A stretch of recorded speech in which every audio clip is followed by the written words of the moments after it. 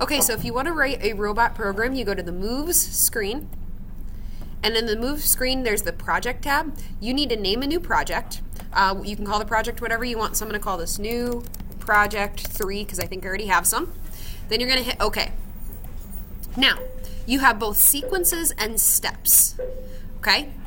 What you're going to do is you're going to move the robot several times with the step, and then once you've completed a set of moves that you want a robot to complete multiple times, that's one sequence.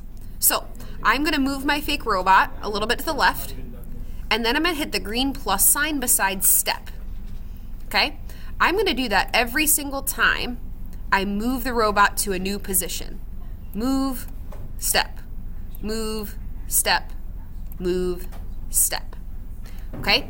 At the end of that, you'll be able to play through this project so that your robot will complete the set of moves without you having to do things step by step on your own.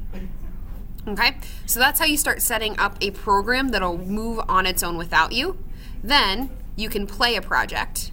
Okay? I'm going to play my new project 3, and it's going to go through the sequence of moves that I just set. Okay?